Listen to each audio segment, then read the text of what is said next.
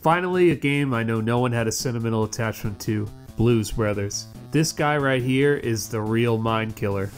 This is the only NES game developed by Titus Games, the company responsible for the infamous Superman 64. Surprisingly, Blues Brothers actually looks pretty great. The sprites and their animations are fluid and diverse, the stages are colorful and well defined, and there's lots of film-specific nods. The music is straight out of the movie, the Blues Brothers hold on to their hats when they jump, and they even include the fucking Nazis as enemies. Nazis in an NES game. The manual says they're evil cops, but come on, that's a Nazi.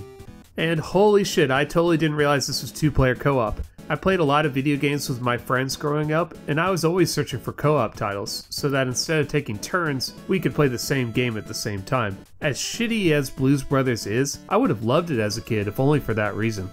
But of course, Blues Brothers is awful. The controls are atrocious, not so broken as to be unplayable, but just capable enough to frustrate your life away. You're always jumping short, falling off ledges, unintentionally running into bad guys. It's terrible. Enemies appear out of nowhere and then disappear just as quickly. You have no weapon other than your ability to run and jump away, and every time you jump up or down, you risk comically plunging into unavoidable traps. And this is one of those games where you start low and work your way up to the top. So when the controls abandon you to fall, Jake or Elwood end up all the way back down at the beginning of the stage. The first level is begging you to quit and walk away. You climb all the way to the top, falling multiple times and dodging enemies, and then you finally get up there and no idea. I run to the left, there's a tree to nowhere. Run to the right, there's a ledge you can't make it up to. What the fuck? When I first reviewed Blues Brothers, this is where I gave up. Clearly there's no reason to keep going. Everything you need to know about this game's quality is evident on the first screen. If this were a Blockbuster rental, you just have to count away the days until the next weekend when your parents would finally let you swap this piece of shit out for something better. But hey, the internet exists now, right? Let's see what we're supposed to do. So at the top of the tree, see those clouds? You can jump on them. It may seem obvious now that I've pointed it out, but when you've fallen to the beginning of the stage 17,000 times like I have, you've been conditioned not to jump anywhere you don't know is a sure thing. Alright, so you hop some clouds, avoid some eggs. Where to now? Maybe if I just jump off to the right, I'll land on something. Oh shit, I'm dead. Or not? What kind of ending to the level is that?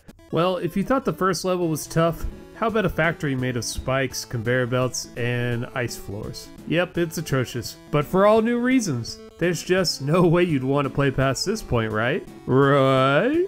Well, I wanted to show as much as I could, so I consulted GameFAQs. There's a code to skip levels, but it's extremely convoluted, and it requires simultaneous inputs on both controllers. I've never seen anything like this. They really wanted you to play this game with a friend.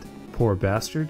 Alright, we're still living in COVID times, and I'm not going to wake my wife up and make her sync up with me like the fusion technique in Dragon Ball Z, so I'm just going to use apparently the only Game Genie code for Blues Brothers, Infinite Hell. Well, it gets me past the factory to the prison level, and wow. I think I've seen my stay in purgatory. It's all clear now. Imagine spending the rest of eternity walking a never-ending pointless maze, bouncing up and down on springs that don't work, and attempting the same impossible jumps over and over and over again. And even though you're constantly being beaten or impaled, you cannot die. There is no escape. Just the pain of hitting these spikes repeatedly with no hope of redemption. I got to this part where you need to jump on the moving platform from the narrowest of heights and... alright, I'm a head out. If you're bolder than I, there's 2 more levels to go, but considering the next one is titled The Underworld, don't say I didn't warn you.